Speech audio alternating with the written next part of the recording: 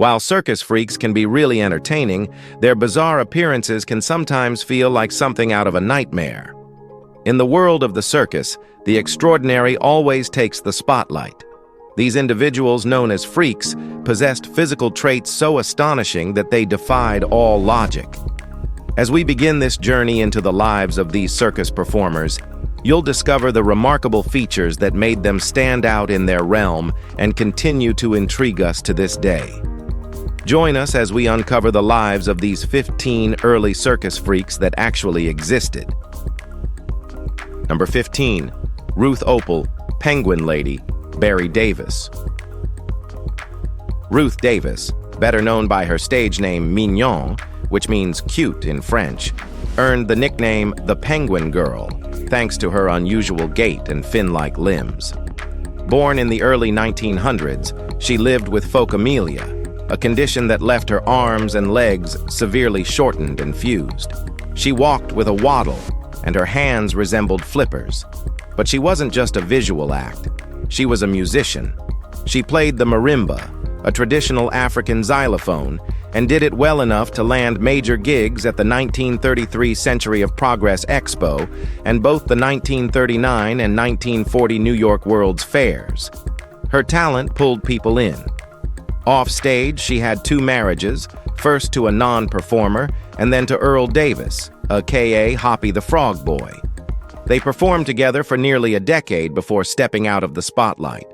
Her later years are a mystery, but one thing's certain. Mignon wasn't a sideshow curiosity. She was a one-of-a-kind woman. Number 14. Labosu. Quasimodo wasn't entirely a fictional creation. While he lives in the pages of Victor Hugo's tragic masterpiece, The Hunchback of Notre Dame, evidence suggests he may have been inspired by a real person. A British researcher uncovered a memoir excerpt referencing a hunchbacked stone carver who once worked on the very cathedral Hugo was deeply connected to. This reserved craftsman, known by the nickname Labosu, was reportedly involved in several state-sponsored restoration projects. Given Hugo's hands-on role in these efforts, it's likely he crossed paths with this reclusive figure. With that encounter, and the man's isolated, grim presence, it's easy to imagine how Hugo's imagination could have spun something larger. The timing matches, too. These notes date back to the same period Hugo was writing the novel, around 1831. So while Quasimodo may be fiction, his hunched silhouette likely had a real-world shadow, quiet, brooding, and carved into cathedral stone just as much as onto paper. Number 13. Edward Beaupre. Long before Andre the Giant, there was Edward, a towering figure born in Saskatchewan, Canada. By his early 20s, Edward stood over 8 feet tall and had become a global sensation. But he wasn't just a spectacle, he was genuinely strong. At 17, he left ranch life behind and traveled the world, performing feats that left audiences stunned. He could bend iron bars like twigs and lift full-grown horses onto his shoulders. His tours stretched from Winnipeg to Montreal and even down to California. In Montreal, he challenged famed French-Canadian strongman Louis Cyr in a strength contest. Though he didn't win, the moment became legendary. Tragically, his career was short-lived. At just 23, Edward died from a pulmonary hemorrhage. His body was discovered inside an old hangar in Bienfait Park. For a $25 fee, it was sent to the anatomy department, later preserved in glass. In death, just like life, Edward remained larger than life, an enduring symbol of human enormity and spectacle. Number 12. Betty Lou Williams. Betty Lou Williams entered the world with a parasitic twin attached to her torso, complete with 2 legs, a stunted arm, and a more fully developed arm with 3 fingers, partially embedded inside her body. But rather than retreat, she leaned into the spotlight and embraced the circus world. Betty Lou became a standout on the freak show circuit, reportedly pulling in a jaw-dropping $1,000 per week. With her earnings, She bought her parents a 260-acre farm and funded her siblings' college educations. She had heart, generosity, and grit. But life had its sharp turns. She fell deeply for a charming suitor who later betrayed her, stealing a significant portion of her savings. Heartbroken and humiliated, she pressed on. Tragically, her life was cut short by a severe asthma attack at just 23. Her death was sudden, leaving behind a legacy marked by both triumph and pain. Still, Betty is remembered for her good and gentle nature. Number 11. The Legless Acrobat. Eli Bowen was born in Richland County with phocomelia, a congenital condition that left his feet attached close to his hips, resembling seal-like limbs. Still, Eli refused to be pitied. From an early age, he taught himself to walk using wooden blocks on his hands, mastering his body in ways most couldn't imagine. By age 13, he joined Major Brown's Coliseum and quickly gained attention with his daring acrobatic routines, which included cartwheels and backflips, performed entirely without legs. He became a sensation, eventually earning a reputation not just as a novelty, but as a strongman in his own right. The circus offered him not just a stage, but a steady income and recognition. Beyond the spotlight, Eli married and fathered 4 children, a point of pride that defied assumptions about his condition. He lived to the age of 80. His story was captured in an 1880 pamphlet titled The Wonder of the Wide World, preserving his name in circus history forever. Number 10. The Pinhead. Few circus performers carried a presence quite like Schlitzy, aka the Pinhead. He became a recurring figure across sideshows, traveling carnivals, and Hollywood, especially throughout the early and mid-20th century. Born with microcephaly, a neurological disorder resulting in an unusually small skull and developmental delays, Schlitzy's look was certainly rare. But what truly set him apart was his playful and affectionate nature. His most notable moment came in 1932 when director Todd Browning cast him in the cult classic Freaks, alongside real sideshow talent. Though the film initially flopped, it later gained iconic status for its raw portrayal of circus life. Promoters leaned into wild fabrications, calling Schlitzy an alien or a lost evolutionary link, anything to spark intrigue. But audiences were won over by his sincere, childlike warmth. While the details of his origins remain murky, he spent over 40 years touring and formed tight-knit bonds with fellow performers. Schlitzy's story wasn't just visual, it was deeply, enduringly human.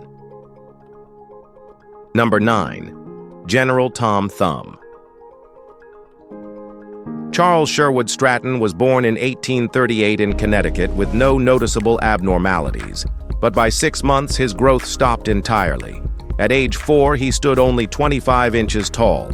Enter P.T. Barnum, a distant relative and sharp-eyed showman who rebranded him as General Tom Thumb and built an entire identity around him. Barnum trained him in song, dance, mimicry, and charm, crafting a story that claimed Stratton was an 11-year-old English curiosity. With poise and quick wit, Stratton captivated audiences across US and Europe, even performing for Queen Victoria and Abraham Lincoln. But he wasn't just a stage novelty. He invested wisely, managed his earnings, and married fellow little person Lavinia Warren in a grand wedding hosted by Barnum himself, one of the most talked about events of the 19th century. When he died in 1883 at 45, he left behind a legacy that blurred the lines between spectacle and success. Number 8. The original Siamese twins. Chang and Ang Bunker, born in 1811 in Siam, now Thailand, became the most famous conjoined twins of their generation, leaving a legacy that stamped itself into language. Their fame was so widespread, the term Siamese twins stuck for good.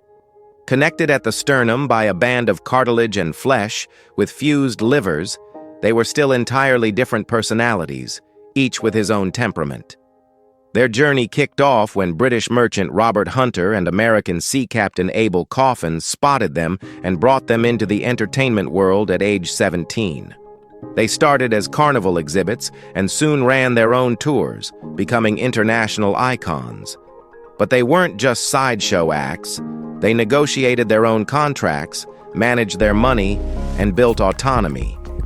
Eventually settling in North Carolina, they married sisters Adelaide and Sarah Yates and had 21 children between them. In 1874, they died the same day, unseparated to the very end. A rare life lived on their terms in a world that rarely offered that. Number 7, the human worm. Prince Randian was born without arms or legs, but that never slowed him down. With only torso and short stumps, he became one of the most jaw-dropping acts in circus history. Dressed in his signature red and white striped suit, he could roll cigarettes, shave, write, and paint, all using only his mouth. Audiences were floored. Over a 45-year career, he performed under names like the Human Caterpillar, Snake Man, and the Living Torso. But behind the monikers was a sharp, multilingual mind. Randian spoke several languages fluently and carried himself with intelligence and wit. In 1932, he appeared in Todd Browning's Freaks, showcasing his signature cigarette roll in one unforgettable scene. Offstage, he lived with his wife, Princess Sarah, and raised 4 kids. Just after his final performance, he died from a heart attack at 63. He never stood tall, but his legacy looms large, a man who turned every limitation into spectacle, skill, and stubborn pride. Number 6, the Camel Girl. Born in Tennessee, Ella Harper was nicknamed the Camel Girl for a reason, and it wasn't a stage gimmick. She lived with congenital genu recurvatum, a rare orthopedic condition that caused her knees to bend backward, giving her an odd camel-like stride. She could walk on all fours, using both her hands and feet, and that became her trademark on stage. Her physical challenges didn't overshadow her spark. She was charismatic, upbeat, and quick to charm a crowd. At her peak, she was the star of Harris's nickel-plate Circus, earning a reported $200 a week. Posters called her the most wonderful phenomenon of nature since creation. But Ella had plans beyond the tent. In an 1886 interview, she said she wanted to leave showbiz and go to school. And she meant it. She disappeared from the spotlight soon after. She passed in 1921, mostly forgotten. But her story remains a quiet testament to ambition, dignity, and walking her own path. Number 5. Jojo the Dog-Faced Boy. Fedor Jeftichu, known to audiences as Jojo the Dog-Faced Boy, was born in 1868 in Russia with hypertrichosis, which is a condition that caused thick hair growth over his face and body. The same condition also affected his father, Adrian, who was dubbed the Siberian Dog Man. Fedor's circus career truly took off under the wing of P.T. Barnum, who brought both father and son to the United States. Barnum was a master at showmanship, spinning tales that Fedor had been discovered in the wild forests of Russia, raised like an animal. On stage, Barnum leaned into these fabrications, often encouraging Fedor to growl and bark to enhance the illusion. But behind the theatrics, Fedor was intelligent, soft-spoken, and multilingual. He had a refined manner that sharply contrasted with his marketed persona. Even after Barnum's death, Fedor continued touring throughout Europe before retiring in Greece. He passed away in 1904, leaving behind a life that blurred the line between public curiosity and private dignity. Now, let's move to number 4, the four-legged woman. Myrtle Corbin lived with dipygus, a condition that gave her 2 separate pelvises, each with its own set of legs. One pair was smaller and less functional, but real nonetheless. This rare anatomy set her apart early, and at just 13, she joined P.T. Barnum's Circus. She quickly became one of the most famous and well-paid attractions, earning $450 a week. People were amazed and often asked her to move her smaller legs to prove they were real. Despite the obvious exploitation, Myrtle wasn't just a performer. She was a businesswoman who knew her worth and used her fame to gain financial freedom. She eventually left the circus, married, and had 5 children, proving doctors wrong when they said childbirth was impossible for her. Her story reflects the contradictions of sideshow life: profit built on curiosity, freedom earned through display. Myrtle's life wasn't just rare. It was complex, defiant, and unshakably human beneath the spotlight. Number 3. The Elephant Girl. Suzie was born with ichthyosis, which is a skin condition that thickened her epidermis, gave it a grayish tone, and left her body cracked like the hide of an elephant. Childhood wasn't easy. She endured both physical discomfort and emotional wounds, especially from the taunts of others. But her endurance became her strength. Her unusual condition eventually became the reason for her success on the freak show circuit during the 1920s. Despite being naturally introverted, Suzie drew large crowds and made a solid living. She even worked with the Ringling Brothers, a symbol of top-tier recognition in that era. As tensions grew in Germany, Suzie made the bold decision to emigrate to the U.S. with her manager. She performed at places like the Hubert Museum and Coney Island, where she drew a mix of reactions. Even in unbearable summer heat, unable to sweat, she stayed composed. In short, she was a legendary woman. Number 2. Lobster Boy. Grady Styles Jr. was a sideshow legacy, one of many in his family with ectrodactyly, a condition that fused his fingers and toes into lobster-like claws. From childhood, he was marketed as Lobster Boy and became a major attraction. But his story wasn't a feel-good sideshow fable.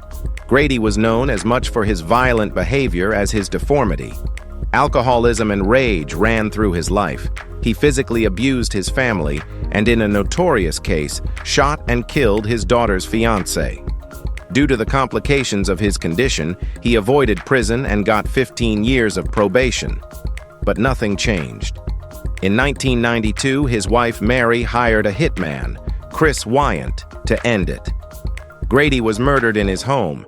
His life was spectacle and darkness tangled together. A cautionary tale, not a celebration. In a world built on difference, Grady became something else entirely. A man consumed by violence in a community known for embracing outsiders. Number 1. The Living Skeleton. Isaac Sprague's story began in 1841 in Massachusetts. At age 12, he began losing weight rapidly, despite eating normally. Doctors were baffled. He likely suffered from a form of extreme progressive muscular atrophy, which made conventional jobs nearly impossible. Eventually, Isaac turned to the sideshow world for survival. His thin frame, resembling a human skeleton, earned him a place at local fairs and eventually a prime spot in P.T. Barnum's American Museum. He wore a fitted costume to emphasize his frail body while engaging curious crowds. Despite his fragile appearance, Isaac was known for his good-natured personality and conversational charm, often speaking openly with visitors about his life. He married twice and fathered 3 children. Over time, as his health declined further, he retired but returned to performing out of necessity. In 1887, at age 46, Isaac died. His life, defined by spectacle, also revealed a deeper strength. We hope you've enjoyed watching this video. If you did, be sure to like, share, and subscribe. Thanks for staying with us till this far, and we'll see you in the next one.